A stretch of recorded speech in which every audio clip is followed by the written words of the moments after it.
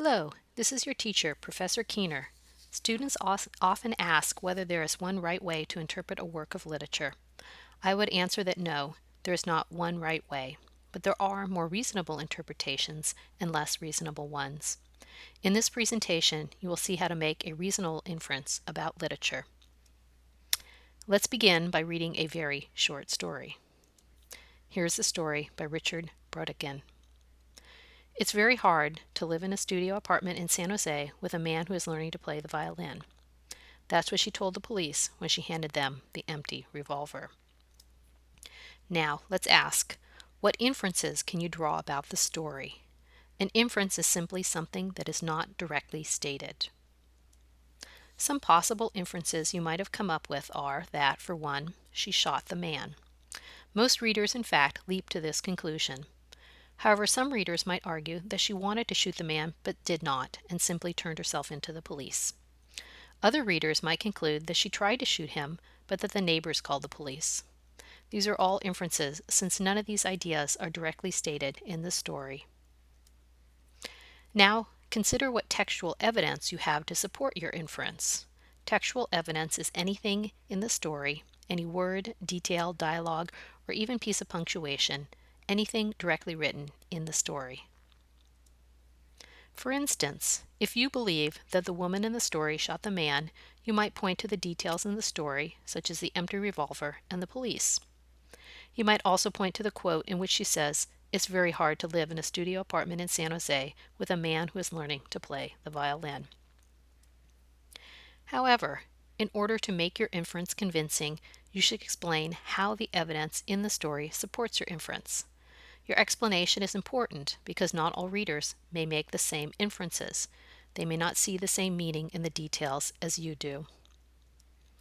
For instance, if you inferred that she shot the man and you point to the detail of the empty revolver as evidence, then you might explain that the revolver is most likely empty because she shot it at the man. This would seem to be a logical explanation based on what we know about revolvers and why they would be empty. Now, let's imagine another reader made a different inference, that the man in the story committed suicide.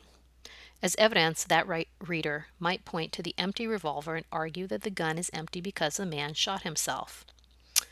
Well, okay, it's true that sometimes people kill themselves with guns. However, this inference does not seem to adequately account for all the evidence in the story.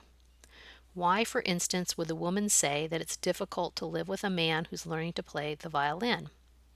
Wouldn't she give a reason why he was unhappy, such as, "It's difficult to learn to play that Beethoven violin concerto"? In fact, you can think of making an inference as a formula. You must provide textual evidence from the story along with a logical explanation to account for that evidence, one that leads readers to a reasonable inference. Readers don't necessarily have to agree with your interpretation, but they do have to find it plausible. Finally, you can use this thinking when you write your interpretation of a literature. For instance, in a body paragraph, you might make an inference, provide textual evidence to support that inference, and explain to readers how the evidence supports your inference.